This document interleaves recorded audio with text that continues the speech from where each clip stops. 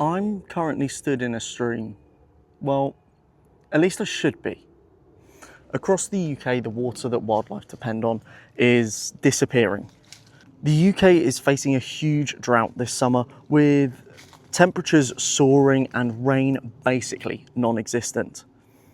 While we have houses and the ability to run the tap, and some of us even have aircon, wildlife doesn't. So what is actually happening to the plants and animals who live in it every day? With over 70% of England now in a drought, we can see the struggles. You can see the news, we get told about hosepipe bans and water shortages, but the evidence is clear when we look out our windows as well. Brown fields, cracking earth, dry streams. I'll be honest with you, droughts are common around the world and they aren't something that's new to Britain. But what is changing is the frequency and intensity of the heat and the lack of rain that we are experiencing. Temperatures this year have been nearly 2.5 degrees warmer than the average in England, with highs of about 38 degrees Celsius. This is leading to the UK having the hottest summer on record. After the past couple of years following the same trend, could this be the new normal? So in the UK, our climate is a temperate maritime climate. That means that we have generally got lower temperatures and quite high humidity. But the question remains, what does this apparent shift towards hot and dry summers, what effects does this have on the flora and the fauna that we have? Perhaps the most obvious place to start is to look at the places where water has simply disappeared.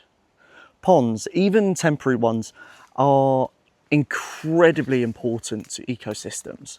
They provide nurseries for tadpoles and invertebrates. During a drought, these areas disappear completely. Just last summer, this area behind me was full of water, and it's not now. The loss of these areas means that many amphibians can't complete their development into adults, and even the ones who did are now struggling to find a damp refuge. A pond doesn't have to disappear for it to be problematic. If it dries before tadpoles or other aquatic invertebrates have completed their development, an entire generation can be lost, causing ripple effects through a population. It's not just the animals that we can easily recognise that are affected. Some of the most important casualties of a drought are the tiny creatures that live in the water. Aquatic insects will suffer as their habitat will shrink greatly, and they're affected by even changes in the flow of a stream. Once these habitats shrink, the effects don't stop at the water's edge. Wetland birds also struggle as the drying wetlands will cause their habitat to dwindle, leaving them with few refuges and no place for them to feed or breed. But drought isn't only about losing water. Even where water remains, the rising temperatures can change the timing of life itself. Many plants and insects are governed by something called phenology, which is the biological timing of events. So many plants will change when they flower. They'll start earlier, finish earlier, and some will just fail to flower at all. The insects are governed by slightly different ecological factors. If the timing of flowering and insect emergence is off, then both sides will lose out. This is because they have a symbiotic relationship and they provide each other with services, like the insects pollinating these flowers and these flowers providing the insects with food. Timing isn't the only thing affected. As conditions change, the balance between native and non-native plants can change too. Some species are better able to tolerate heat and drought and disturbance, potentially giving them a greater advantage over species that are less well adapted. These effects don't just stop at plants and insects, they move up the trophic levels. And many birds are insectivores and rely on insects, particularly to feed their young. This also applies to the bats that we have, all of which are entirely dependent on insects. Now, a reduction in food doesn't necessarily mean that all of the animals will starve, but it can be harder for individual fitness. This makes it harder for them to raise their young and ultimately decreases their breeding success and survival, causing lasting effects in the population. Before I forget, if you're interested in the world outside your home and what's affecting it and also how it affects you, then please consider subscribing. I'm Joe, a field ecologist working in the UK, and I'd love to have you along. Anyway, it's not just the animals that rely on these plants and insects that are struggling. The plants are struggling themselves, and perhaps the most obvious example of this are our trees. A large mature oak can move hundreds of litres of water through its leaves in a single day under the right conditions. Where I live, there hasn't been a drop of rain for nearly 2 weeks. In these conditions, there simply is not enough water for the trees. This will lead to many trees experiencing something called water stress. This reduces tree growth and causes them to lose leaves, leaving them vulnerable to pests and stress and other diseases, and can ultimately kill the tree. Younger trees are particularly susceptible to this. Trees won't necessarily show the effects of this straight away, but they can become a problem later in a tree's life. Now, a drought doesn't just affect an individual species. It can transform the habitat itself. With vegetation drying out and trees losing leaves, you can end up with a tinderbox sat on the ground. We are already seeing the consequences of this. Forest fires are rampant in the UK right now, with one affecting an area of more than 230 football pitches.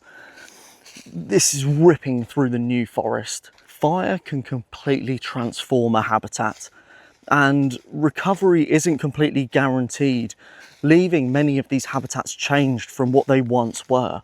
When the habitat disappears, the animals have to respond.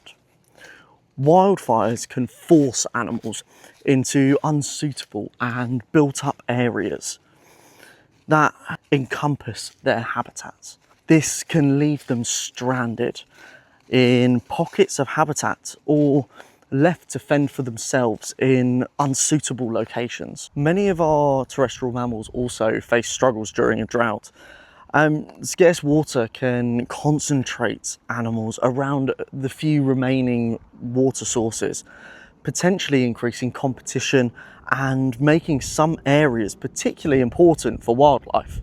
Reduction of food availability through insects or even fruits, nuts and berries limit the reproductive and survival fitness of individuals and populations. Animals also have to spend more energy finding what they need at exactly the same time as battling with the heat and dehydration. The loss of vegetation through drying, dying out and wildfires also leaves barren landscapes that provide little cover for the many of these species. This is leaving some of our rarest mammals in quite precarious situations. But a drought doesn't just threaten individual species, it can threaten entire ecosystems and potentially lead to the complete loss of incredibly rare habitats. Peat bogs are wet environments made up from specialist vegetation, which is mainly sphagnum mosses. As these dry out, the plants that call these places home die out. With the UK being home to up to 15% of the world's peat bogs, a loss here could indicate a complete loss of the habitat. But it's all not quite that simple. Droughts aren't necessarily bad for every species. Some of Britain's rarest plants are actually adapted to these dry conditions. An example of these are found on some of our rare chalk grasslands, like the pasque flower or the early gentian. Dry summers aren't particularly a bad thing for these species, but even specialists have their limits. Plants aren't the only wildlife that can benefit from warmer, drier conditions. Some of our reptiles can too. They can have more energy, a longer active season, and will be able to hunt for longer. This could provide them with more opportunities to breed and expand their ranges. If you want to find out more about the reptiles we have in Britain, check out this video here. And the same is true for some invertebrates. They may prefer warmer conditions and could have a longer period for feeding and breeding, which could lead to a dramatic boost in their numbers. In fact, here's something you might have noticed during this hot, dry weather. Your car will suddenly be covered in sticky droplets when you park underneath a tree. Now, it might look like the tree is producing more sap, but it's probably something completely different. Aphids feed on the tree's sugary sap, and because they take in more than they need, they excrete a sticky substance called honeydew. So that is the sticky mess that ends up all over your car. It isn't necessarily the tree at all, it's aphids. This is a really good example of how some insects can thrive in these conditions. So there is one important caveat to all this. One dry summer won't destroy our wildlife. A pond that dries once should recover, but a pond that dries every year will degrade, and this will be to a point where it won't support the wildlife we once had. And that is the real problem. It's not necessarily the drought itself, it's repeated exposure to the conditions that ecosystems can't recover from. So the question isn't whether Britain's wildlife can survive one drought. It's whether it can survive a changing ecosystem. While we can't control the weather and we can't solve climate change from our gardens, there are a few small things that we can do to give wildlife a better chance of surviving it. Whilst I don't have a garden, many of us do, and these can become a refuge for wildlife. You don't need to turn it into a nature reserve, just aim to make it a better habitat, and it doesn't need to be complicated. Putting a shallow dish of water can provide hydration for animals of all sizes. Some longer grass can provide cooler, damper refuge for reptiles, amphibians, invertebrates, and small mammals.